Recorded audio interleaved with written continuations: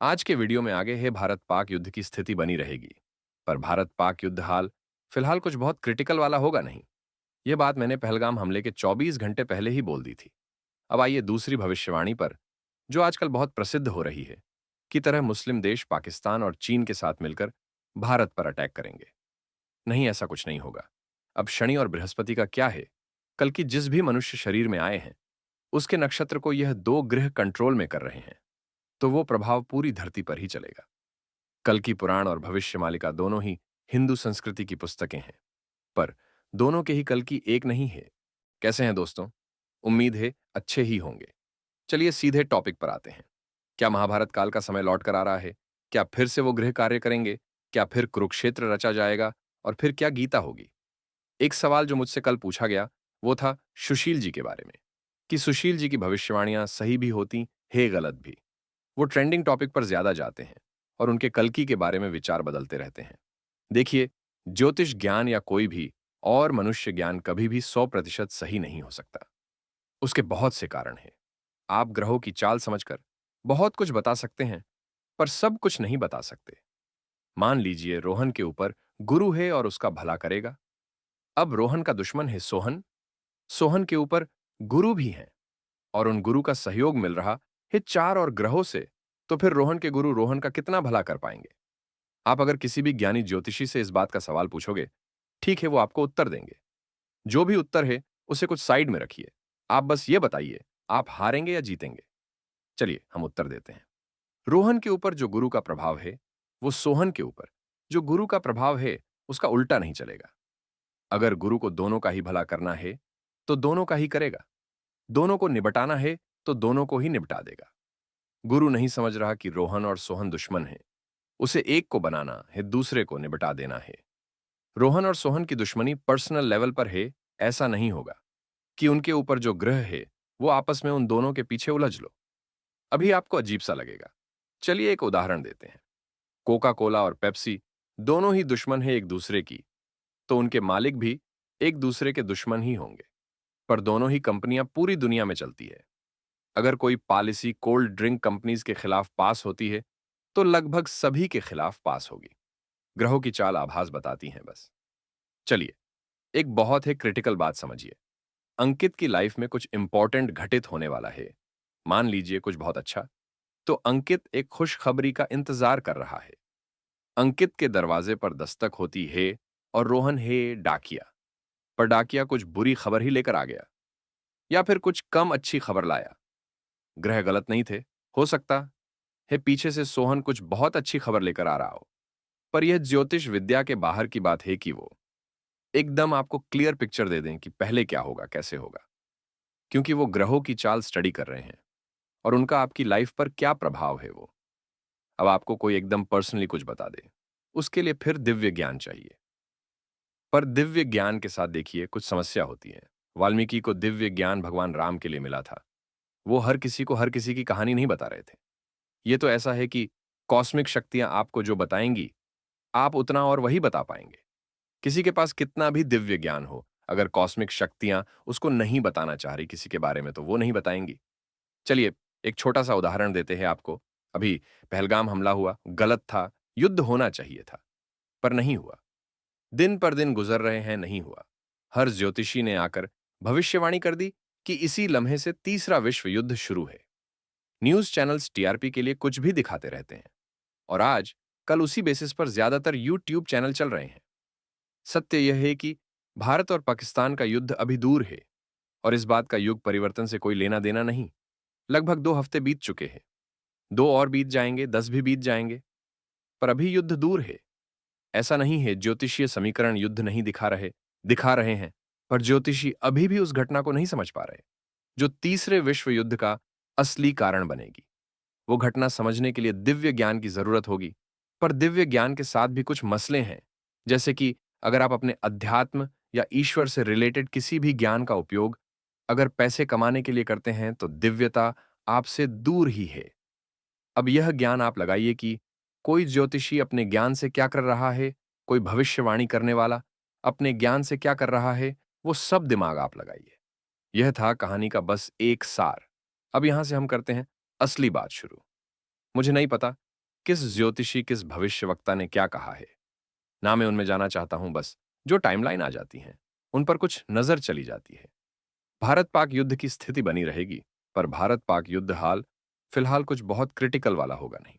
यह बात मैंने पहलगाम हमले के 24 घंटे पहले ही बोल दी थी। अब आइए दूसरी भविष्यवाणी पर, जो आजकल बहुत प्रसिद्ध हो रही है, की तरह मुस्लिम देश पाकिस्तान और चीन के साथ मिलकर भारत पर अटैक करेंगे। नहीं, ऐसा कुछ नहीं होगा। देखिए, भविष्यवाणियों को समझने के लिए आपको बहुत स्पेशल पावर नहीं चाहिए। भविष्यवाणियां करने के लिए कुछ स्पेशल चाहिए। बाकी तो अगर आप कुछ सामान्य ज्ञान लगा लेंगे, सब सुलझ जाएगा। चलिए, तरह मुस्लिम देश भारत पर जो आक्रमण करने वाले हैं, उनके नाम बताइए। आप कहेंगे ईरान और उसके साथ कुछ और। बहुत ज्यादा दिमाग लगाने की जरूरत नहीं है, हल्का भी लगा लीजिए चलेगा। मुस्लिम देश दो भागों में बटे हुए हैं। एक है अरब और उनके साथ, और दूसरे हैं ईरान वाला गुट। और ईरान वाला गुट भी भारत से नहीं उलझेगा। अगर वैश्विक रिश्ते काम कैसे करते हैं मैं आपको समझाने बैठ जाऊंगा, तो फिर थंबनेल पर जो टाइटल दिया है हम उससे भटक जाएंगे। चलिए, दूसरा बांग्लादेश गई लीजिए, तीसरा बताइए, फिर चौथा बताइए। देखिए, बातें बहुत होंगी, बातें होती हैं। कोई अपनी किताब बेचकर चला जाएगा, कोई किताब पर कमीशन खाकर चला जाएगा, कोई किताब का प्रमोशन करके चला जाएगा। जो आपको न्यूज चैनल्स पर दिखाया जाता है हर बात सत्य नहीं होती। वैसे ही यूट्यूब पर जो बोला जाता है हर बात वो भी सत्य नहीं होती। भविष्य मालिका की कई बात चल रही हैं। आप गूगल पर जाकर डालिए 13 मुस्लिम देश भारत पर आक्रमण करेंगे, अंग्रेजी में, और उसमें निकल कर आएगा कि चीन और अमेरिका भी एक ही गुट में होंगे। टाइम्स ऑन एफ इंडिया की रिपोर्ट में है, भविष्य मल्लिका, पंचस खाओ का प्रेम है प्रभु के लिए। अब आपके सामने जो आ रहा है वो क्या सही प्रेजेंट किया जा रहा है, क्या गलत, समझना आपके लिए मुश्किल है।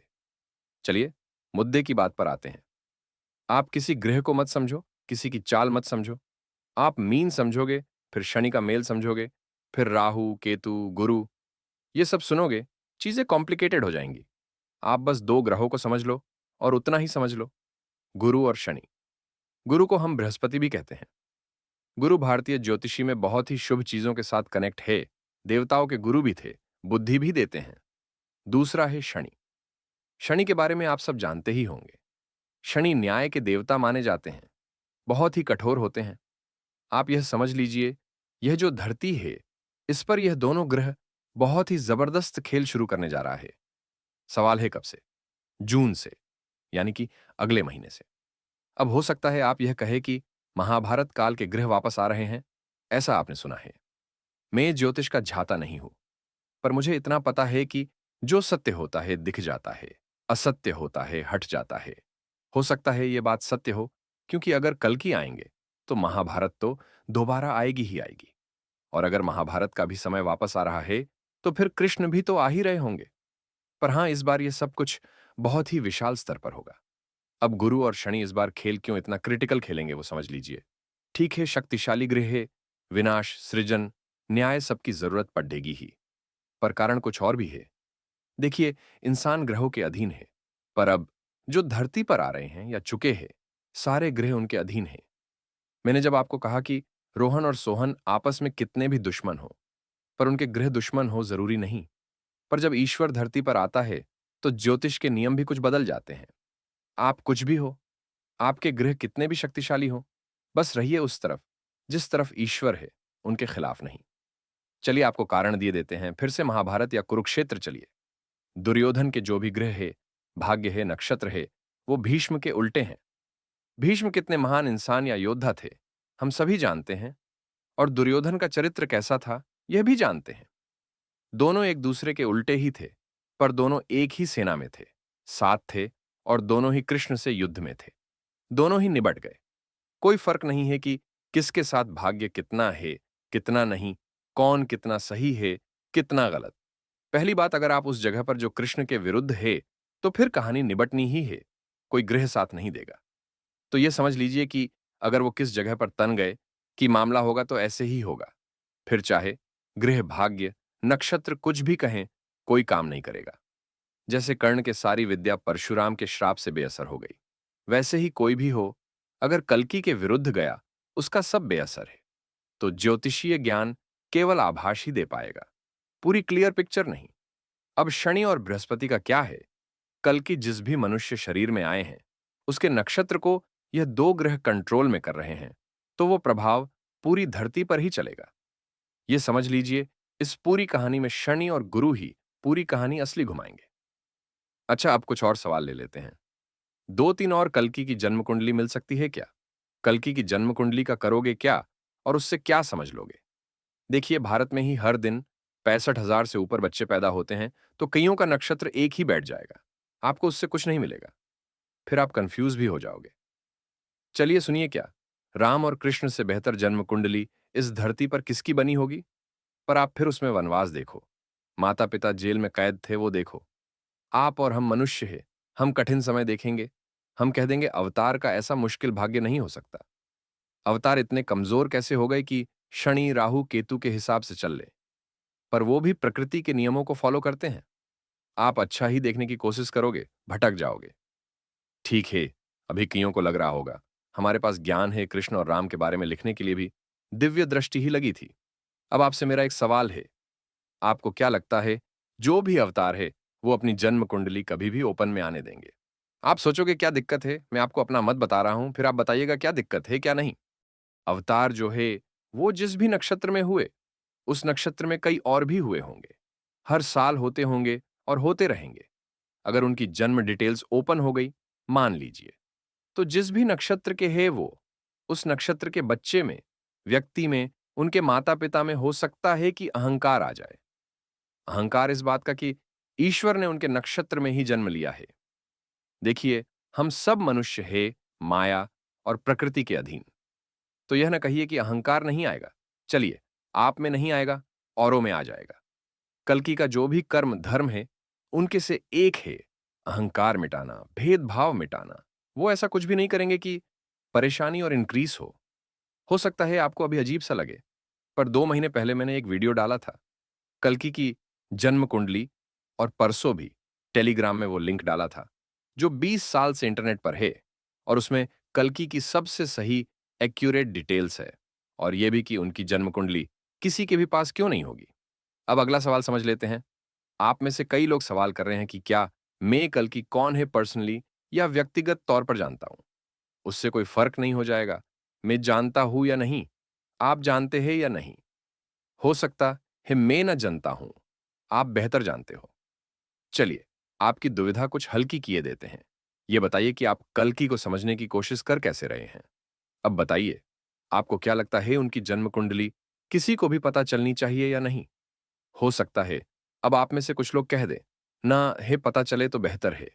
पर सत्य भी यही है, इस पूरी धरती पर किसी को भी नहीं पता चलेगा कि अवतार का नक्षत्र क्या था या क्या है।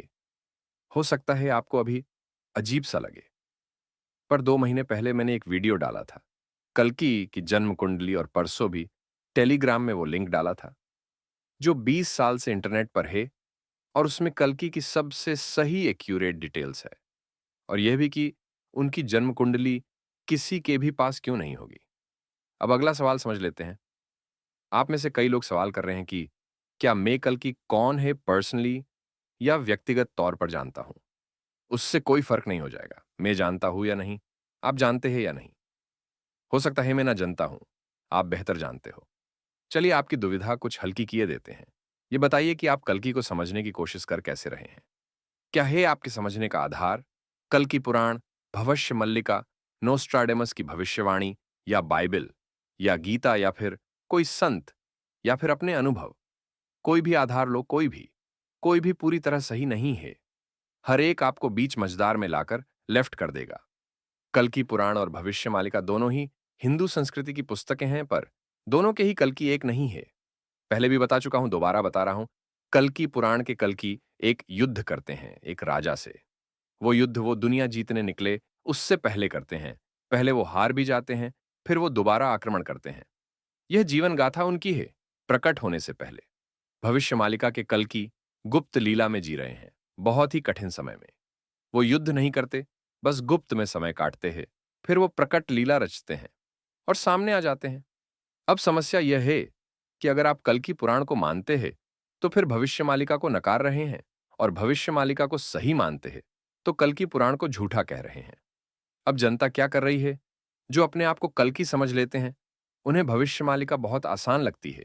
क्योंकि उनके कल की कठिन समय में है और कोई युद्ध भी नहीं कर रहे। जो कल की पुराण के असर में आकर कल की मान लेते हैं, वो बस प्रतीकों तक रहते हैं। यह जन्म चिन्ह, वो जन्म चिन्ह, बस उतना ही। हर कोई उस युद्ध की कहानी को हटा देता है जो कि कल्कि ने की थी। ऐसे बहुत लोग आते हैं। 400 तो हम 3 महीने में ब्लॉक कर चुके होंगे। अभी भी आते हैं। अब जो जिज्ञासु है, जिन्हें सही में जानना है कल की कौन है, वो भी ऐसा नहीं है, परेशान हो जाते हैं। कल तक कल्कि पुराण स्टडी कर रहे थे, वहां से कल्कि के बारे में सुना, कुछ नोस्ट्राडेमस से सुना, फिर भविष्यमालिका आ गई, अब उससे सुन लिया। पर यह दिमाग नहीं लगा रहे कि दोनों ही किताबों में कल्कि के बारे में वर्णन अलग अलग है। देखिए, बोलना तो नहीं चाहिए, अब शब्द पर कुछ गधे भी गुरु और ज्ञानी का ऐसा चोला पहनकर घूम रहे हैं कि कभी भविष्यमालिका ले ली, कभी कल्कि पुराण, जब जैसा जो सूट कर जाए। आप जिस भी ज्ञान को आधार बनाएं, या तो उसे पूरा बनाएं या फिर ना ही बनाएं। आप कह रहे हैं कल्कि पुराण सही है, तो फिर सब कुछ उसी के हिसाब से होगा। युद्ध होगा, प्रकट होने से पहले भी, एक हॉर्स भी होगा, बहुत सारी बातें हैं। और फिर भविष्यमालिका को लेफ्ट कर दो। भविष्यमालिका को मान रहे हो तो फिर यह मान लो कि एक शरीर में है वो युद्ध चला, लीला चली, प्रकट होने से पहले। पर समस्या यह है कि यह भी मानना है, वो भी मानना है। चलिए, अब आप मुझसे सवाल कीजिए, मेरे ज्ञान का आधार क्या है? मेरा तो बस गीता है। गीता में कृष्ण ने अर्जुन को जो भी ज्ञान दिया है, उसका एक अर्थ यह है कि मैं ही सृष्टि बनाता हूं, मैं ही चलाता हूं, मैं बाध्य नहीं हूं किसी भी बात से। मुझे जो सही लगता है, मेरी जैसी इच्छा होती है, मैं करता हूं। आप कल्कि को यह नहीं कह सकते कि आप कल के पुराण फॉलो करो, क्योंकि ज्यादा लोगों ने समझी है, या फिर आप भविष्यमालिका फॉलो करें, क्या पता वो सभी फॉलो कर ले।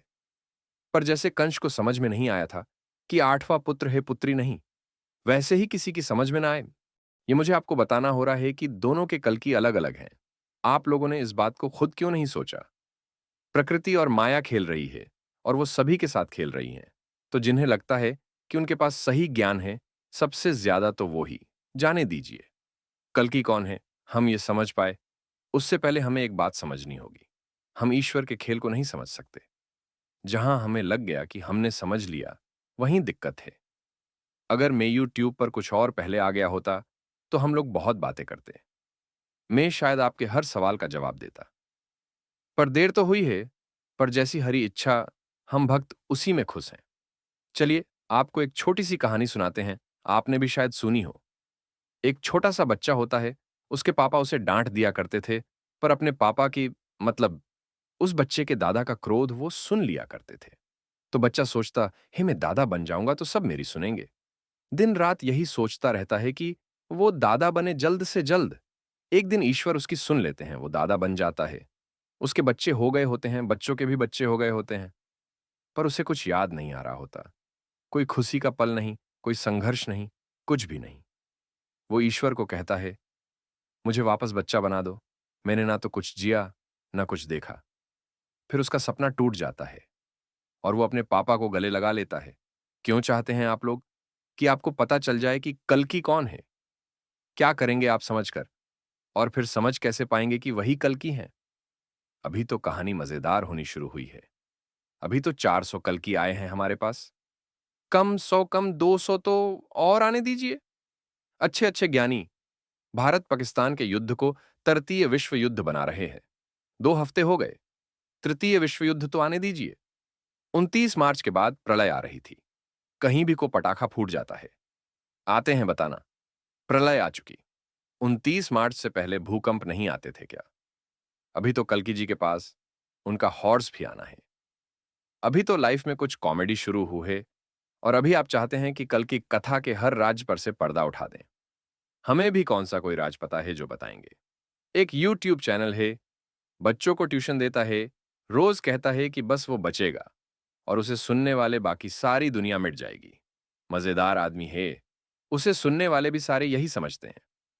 दोस्तों, परेशानियां बहुत है। इस देश का शायद कोई भविष्य नहीं भी होता, पर हां, जब वो आ रहे हैं तो सुलझा ही देंगे। आप क्यों टेंशन लेते हैं कि कल की कौन है? चलिए कुछ सीरियस हो जाए, नहीं तो आप कहेंगे कुछ काम की बात नहीं करता मैं। कल की जो है ना, वो भविष्य मालिका को भी सत्य कर देंगे और कल की पुराण को भी। पर दोनों ही किताबों को अकाट्य न मानिए और ऐसा भी न मानिए कि उन्हें कृष्ण ने लिखा है। दूसरी बात, जल्दीबाजी नहीं करनी चाहिए। मुझे ना एक फ्लैश आता था, शक्तियां रूट्स रूप से काम कर रही हैं, मतलब गुप्त रूप से। इसे आप ऐसे भी कह सकते हैं, अपना प्रभाव फैलाना। उन्हें जो भी कर्म करना था वो कर चुकी हैं, मई आखिरी महीना था, तो अब बस प्रकट लीला ही चलेगी। हम भी पहले भावनाओं में आ जाते थे, कोई पूछता था, हमें भी लगता था कि जो भी हमें पता है बता देना चाहिए। पर भला हो कुछ लोगों का, जिनकी वजह से हमने पूरी बात नहीं खोली। अब हमें समझ आ रहा है, जो होता है अच्छे के लिए होता है। कल की केवल अपने कर्म और शक्तियों से ही पहचाने जाएंगे, कोई और तरीका नहीं है। और सत्य बताए, यही तरीका होना भी चाहिए। परेशान ना होइए, अब तो सब शुरू होने को ही है। बाकी मानिए हमारी भी मत, अपने विवेक की मानिए। अच्छा, एक बात और, आप में से कई लोग अपने सपने हमें बताते हैं। कई केसेस ऐसे होते हैं जिनमें सपनों का कोई मतलब नहीं होता। वो आपकी खुद की मानसिक स्थिति भी बताते हैं। जरूरी नहीं कोई कुछ बहुत ही दिव्य ही हो रहा हो आपके साथ। हो सकता है कोई दिमागी सिचुएशन भी हो। हर सपने का मतलब ना निकालिए। हाँ, कियों का होता भी है। अगर आप प्रकृति के खेल में चुने गए हैं, इस लीला का हिस्सा है, तो वो आपको जैसे तैसे शामिल कर ही लेगी। चलिए दोस्तों, आज के लिए इतना ही, मिलते हैं अगले वीडियो में।